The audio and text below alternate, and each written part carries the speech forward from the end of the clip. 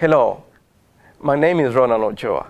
I am research entomologist of the Systematic Entomology Laboratory and a curator of the Smithsonian National Mite Collection at Pennsfield, Maryland.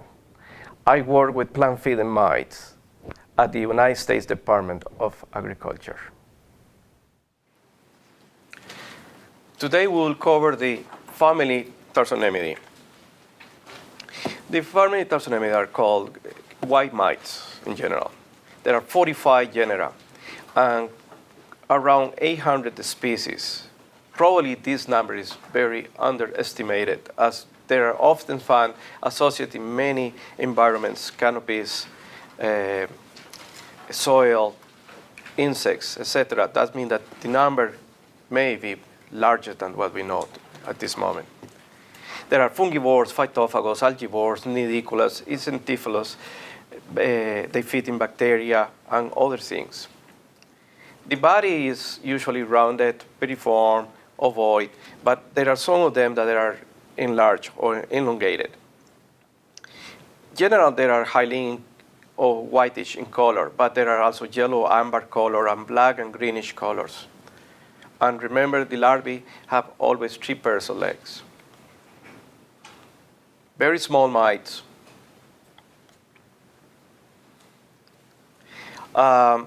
The size of these mites usually is between 150 to 300 microns. General with 4 longitudinal dorsal opistosomal plates and opistosomal C, E, and F on the same scleroid, as you can see in these drawings. The adult female with anterolateral stigma, no peritrims. Females with 1 pair of botryoidal setae. Males do not have it. They have a normal setae. The botryoidal setae can have many different shapes, from globals to elongated to kind of a very fat setiform shape. The eyes are absent. The pulpy is reduced with 2 or 3 segments. We're still learning about them. Some of them there can be very, very compact, flatted against the body, as you can see in the Stenotarsonemus spinky specimen, or very enlarged pulpy, like you can see in Acarapis woodi. The chelicera digits curved basally, and you can see them in the base of the pharynx where they are attached. Some of them, they can have a longer stylets, like the one that is in the small diagram. The gnatosoma is very interesting. It's in reality a kind of capsule. All the females have leg fork reduced and kind of elongated with long series at the end.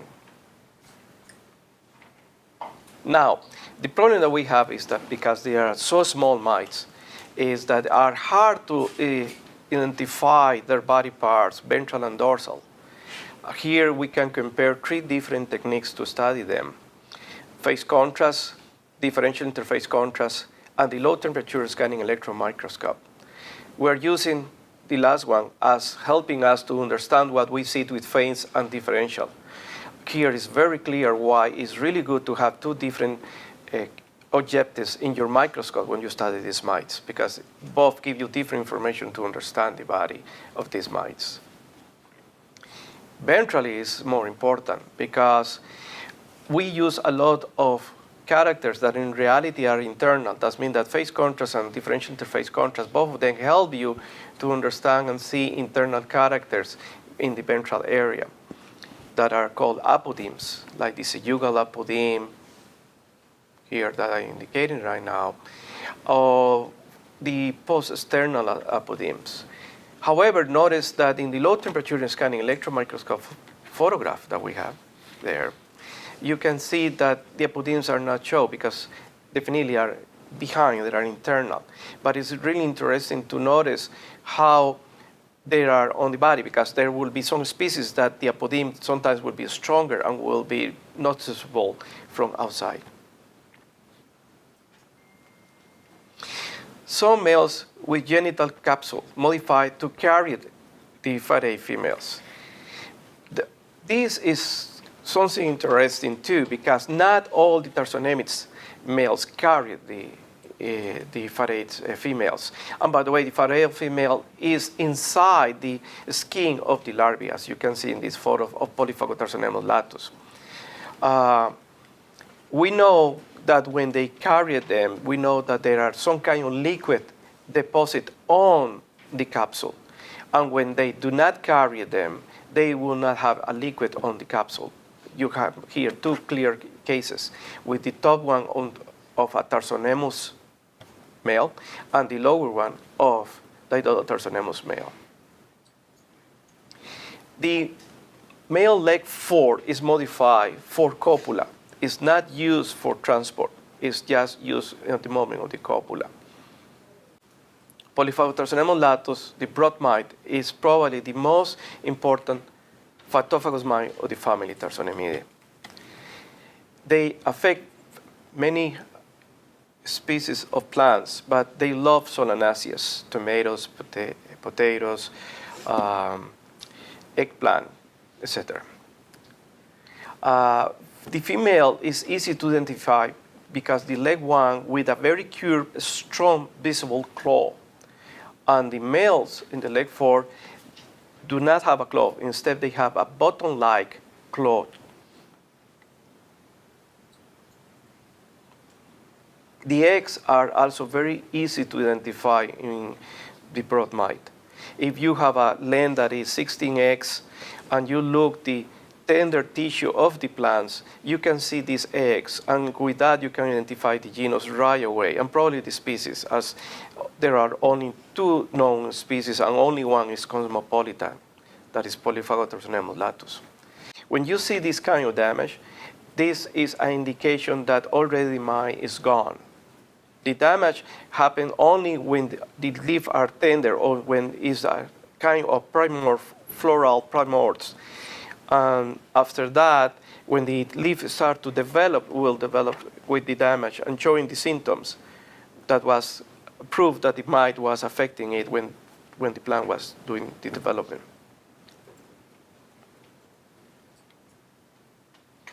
Phytonemus pallidus is the second most important phytophagous mite in the family Tarsonemidae. It's called cyclamen mite. It's a several variety of plant hosts that they affect, but especially strawberries and African violets. Males with round flange in leg 4, they have a reduced jugal and posternal apodyme, and the botrytial city is on a separate scleroid, and that is a very easy key character that you can see under the microscope. Steniotarsonemus. This genus has a large number of species, probably more than 40 species at this moment. All are important, all are economic associate, with the exception of the ones that there are in wild grasses. Steniotarsonemus spinky is probably the most well-known of the Steniotarsonemus mites right now, affecting several varieties of rice and 2 species of rice. The body is elongated. They have a reduced jugal apodyme, males rounded or modified flange on leg 4. They have a rounded gnatosoma with a small pharynx. Archeon and of the main tracheal trunk are visible. These mites like to be located in the base of the leaf where the tender tissue is still growing. And is well protected. The only way to find them is to open or remove the leaf and look in the whitish area for them. Here are photos of fields affected by Steniotarsonemus spinky. You can see that there are 2 species, Oryza sativa, that is the rice, and the Oryza latifolia. Here are other 2 samples. Steniotarsonemus commosus and Steniotarsonemus ananas. Both are associated with pineapple, and they can produce the multiple crown symptom. And this is because, again, they affect the tender tissue of the leaf. That means that when the leaf get necrotic, they develop 2 more, and they affect the next ones, they get 4 more, and you go 6, 8, 9. I saw one time a crown that had close to 25 different buttons of leaf. Tarsonemos. This is the genus that is everywhere. Probably this genus have several genera in. It's a group that needs a lot of study and research and separations. Many shapes, many bodies, long series, short series. It's the most common genus when you are looking at your material. Associated with fungi often, but also with bacteria, seeds, soil, insects, and bird nets. Tarsonemos bilobatus is the most common intercepted mite. As you can see, one of the characters, it will be in this jugal apodeme, the division in the center, when it's clear that there are in two sections. Tarsonemos whitei is another one that is often intercepted. As you can see in this case, this jugal apodeme is divided in three segments with that one tiny in the center area. Tarsonemos ranthi is also another one that is intercepted. In this case, in the center is clear. This jugal apodeme is divided in two parts. And Tarsonemos stameri, this one is really easy because the characteristic comb-like shape of the back of the prodorsum. Very pretty. Tarsonemos confusus, as the name indicated, really is hard. There are many different variations of this jugal apodeme with these two kind of lateral bumps. Probably a complex of species. There are other genera that are very interesting and sometimes they get intercepted because their association with fungi.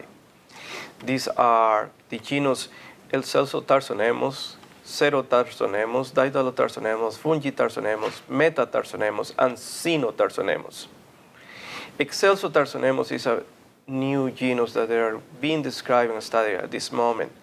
It will be the rarer one to find it, but as we start to look more exotic plants and people start to move more strange material, it's probably one that can be found one of these days.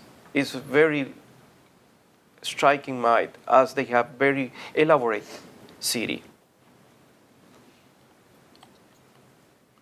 Daedalotarsonemos is a very interesting mite too, and is more common and often collected on different plants because the association with fungi. There are also is often found on leaf of fruit trees like citrus, avocados, and other fruits, small fruit plants like passion fruit. The males are very strong with long leg force. And the females are well ornamented in all the segments, including segment C and D, as you can see here. On the corner, you can see the photo of the dorsum of the third guy, of the female. Ventrally, they are very smooth. But notice the tegula, that is straight and very broad. There are other important genera in Tarsonemidae, for example, the genus Hyponemus, that are associated with bark beetles, and perhaps they have some role, be predators of nematodes or predators of the eggs. We don't know. We need more study on this group. But very striking genus. There are stout on the body, very small stout body. Their botryoidal city is often covered by the propulsum, and the dorsal segment, the ornamentation is with very strong, deep pores, and again, associated with bark beetles. There are other tarsonemids that are important for us to know, especially the ones associated with bees.